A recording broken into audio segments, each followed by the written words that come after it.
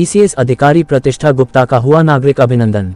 वाराणसी रामनगर टेंगरा मोड़ स्थित elite hospital के प्रांगण में भारत विकास परिषद के द्वारा यूपी पीसीएस में कमर्शियल टैक्स ऑफिसर बनी प्रतिष्ठा गुप्ता का नागरिक अभिनंदन किया गया। परिषद के उपाध्यक्ष अशोक गुप्ता, अर्चना पांडेय, डॉक्टर सुशील मिश्रा, गुलाब सिंह एवं गोपाल गुप्ता ने अंगवस्त्रम, बुके एवं स्मृति चिन्ह देकर सम्मानित किया। प्रतिष्ठा गुप्ता ने पीसीएस 2024 परीक्षा में कमर्शियल टैक्स ऑफिसर बनकर मिर्जापुर और जमालपुर का नाम रोशन किया है। उन्होंने दिल्ली में रहकर प्रतिदिन 8 से 9 घंटे सेल्फ स्टडी की। स्थानीय बाजार निवासी व्यापारी श्याम धनी गुप्ता की बिटिया प्रतिष्ठा गुप्ता ने पीसीएस 2024 परीक्षा में कमर्शियल टैक्स ऑफिसर के पद पर चयनित होकर क्षेत्र एवं जनपद का नाम रोशन कर दिया। प्रारंभिक परीक्षा 22 दिसंबर 2024 को, मुख्य परीक्षा जून 2025 में हुआ था एवं परिणाम 29 जून को घोषित हुआ, जिसमें चयनित होकर प्रतिष्ठा गुप्ता ने सफलता का परचम लहरा दिया। इन्होंने हाई स्कूल और इंटरमीडिएट की परीक्षा देवकली इंटर कॉलेज जमालपुर से प्रथम श्रेणी में, बीटेक की परीक्षा Krishna institute of engineering technology Ghaziabad से 2020 में प्रथम श्रेणी में उत्तीर्ण किया। प्रतिष्ठा ने अपनी सफलता का श्रेय अपने माता पिता एवं गुरुजनों को दिया। कहा कि निरंतर मेहनत करने पर सफलता अवश्य मिलती है, असफलता से हिम्मत नहीं हारना चाहिए। उसने बताया कि दिल्ली में रहकर सेल्फ स्टडी कर प्रतियोगी परीक्षा की तैयारी किया। बताया कि तीसरे प्रयास में परीक्षा में सफलता मिली, प्रथम एवं द्वितीय प्रयास में मुख्य परीक्षा में सम्मिलित हुई थी। बताया कि 2025 में आईएएस परीक्षा का इंटरव्यू भी दिया था। बड़े भाई child specialist doctor DK Gupta पूर्व चिकित्साधिकारी पुलिस लाइन गाजीपुर में रह चुके हैं। भाभी बबीता गुप्ता स्त्री रोग विशेषज्ञ है। छोटे भाई ओम प्रकाश गुप्ता यूपी पीसीएल में अवर अभियंता है। बड़ी बहन गीता गुप्ता शिक्षक एवं तारा गुप्ता गृहिणी है। माता रूपमणि गुप्ता गृहिणी है। कार्यक्रम का संचालन आरपी सिंह तथा अंत में धन्यवाद ज्ञापन डॉक्टर डीके गुप्ता ने किया। इस अवसर पर Akhilesh Tripathi, doctor Babita Gupta, engineer Om Prakash Gupta, Om Prakash Yadav, doctor विभूति मिश्रा, डॉक्टर ओपी सिंह, श्रवण सहित अन्य गणमान्य लोग उपस्थित थे। सबसे पहले आप सभी लोगों का बहुत बहुत धन्यवाद। और उसके बाद मैं अपने पूरे घर वालों को, मम्मी पापा भैया दीदी सभी लोगों को बहुत बहुत आभार प्रकट करती हूँ। उन्होंने मुझे इतना अच्छा मौका दिया है, आगे हमेशा सपोर्ट किया है पढ़ाई करने के लिए और अभी भी आगे हमेशा मोटिवेट करते रहे हैं। और मैं अब अपना परिचय दूँ तो मेरा नाम प्रतिष्ठा गुप्ता है। मैंने अपनी प्रारंभिक शिक्षा अपने गांव जमालपुर से श्रीमती देवकली इंटर कॉलेज से पूर्ण की है, क्लास 12 तक। उसके बाद मैंने 2020 में Krishna institute of engineering and technology से इंजीनियरिंग में ग्रेजुएशन किया है। उसके बाद मैंने सिविल सेवा की परीक्षा की तैयारी करी और 2 बार यूपीएससी का मेंस दिया है और इसी साल इंटरव्यू भी दिया था, पर दुर्भाग्यवश उसमें हो नहीं पाया।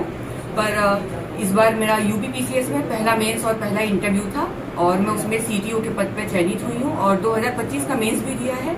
अच्छा रहा तो आगे और भी अच्छा कोई पद मैं पा सकूंगी उसमें, और कोशिश रहेगी कि आगे मैं आईएएस का एग्जाम दूं और उसमें कुछ अच्छा करने का पूरा प्रयास करूंगी और अपने घर वालों और अपने पूरे गांव और समाज का नाम आगे बढ़ाऊं, उसको रोशन करूं, यही मेरी इच्छा है। मैम, कितना चैलेंजिंग रहा ये सिविल सर्विसेज को क्रैक करना आपके लिए? सर, जैसा कि एग्जाम है, ये एक सिर्फ रेस नहीं है, पूरा मैराथन है जिसको पूरा करने में कई साल लग जाते हैं। और इसमें सबसे बड़ा योगदान घर वालों का होता है, जो हमेशा आपको सपोर्ट करते हैं। कोई बहुत बार असफलताएं हाथ आती हैं, कभी प्री होता है तो आगे मेंस नहीं होता, इवन कभी मेंस होने के बाद आपका प्री नहीं होता है, तो ये एक बहुत लंबा सफर रहता है। कई साल के प्रयास के बाद हम बच्चे सफलता हासिल नहीं होती है तो डिमोटिवेट हो जाते हैं।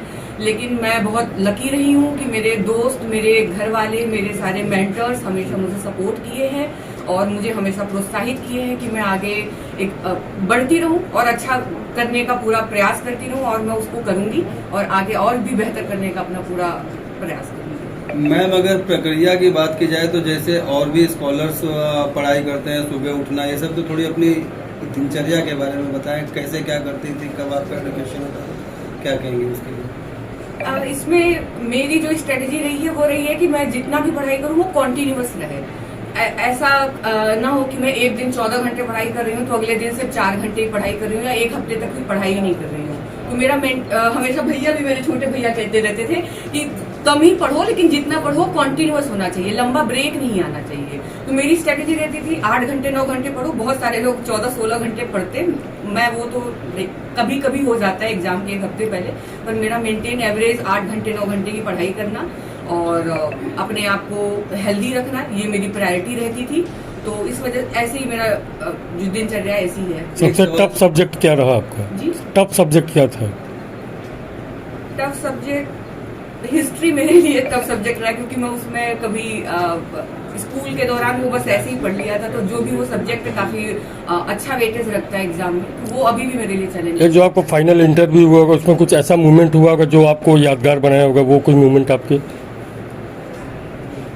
इंटरव्यू के दौरान सबसे अच्छा था कि 2 मैम थी 4 इंटरव्यूअर के बीच में, और वो मैम मुझसे काफी इम्प्रेस्ड रही। तो वो मुझे लगा कि वो मेरे लिए एक बहुत अच्छा पल था कि 2 फीमेल हैं जो इंटरव्यूअर, और उन्होंने जो क्वेश्चन पूछे उसका मैंने एक सेटिस्फैक्ट्री आंसर दिया था।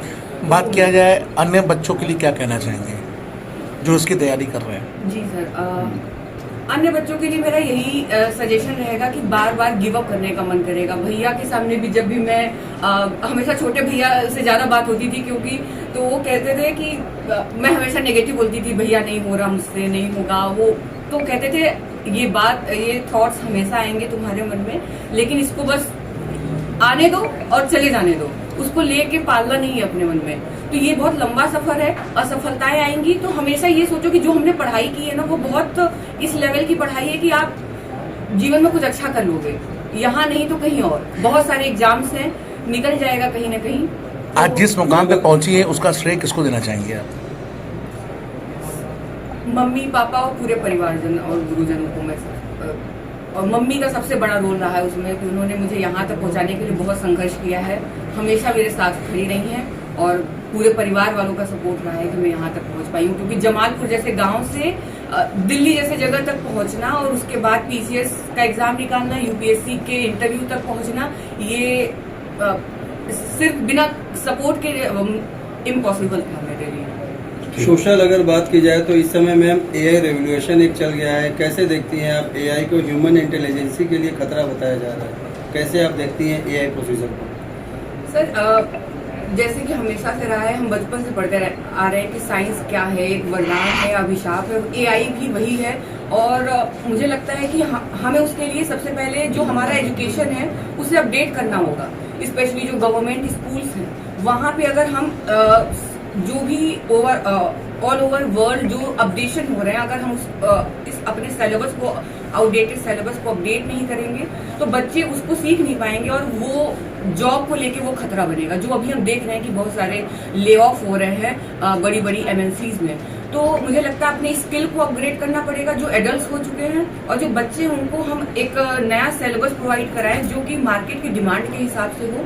तो मुझे लगता है AI सिर्फ अभिशाप नहीं होगा, वो एक वरदान साबित होगा। और सिर्फ पढ़ाई नहीं, एग्रीकल्चर हो, हेल्थ हो, एजुकेशन हो, आज हम AI को अलग अलग तरीके से देख रहे हैं कि किसान AI का प्रयोग करके अच्छी फसल उगा रहे हैं, प्रोडक्टिविटी आ रही है। आज कैंसर का जो है पता AI से 5 सेकंड के अंदर चला जा रहा है, जो एक मैनुअल तरीके से नहीं हो पाता था। तो हमें उसके होता है ना, हर सिक्के के 2 पहलू होते हैं, तो हमें वो दोनों पहलू को देखना चाहिए। तो AI मेरे हिसाब से दोनों है, हमें अपने आप को बदलना होगा, क्योंकि दुनिया बहुत तेज बदल रही है। तो अगर हम अपने आप को बदलेंगे तो वो हमारे लिए वरदान के बराबर। ठीक, फाइनली आपको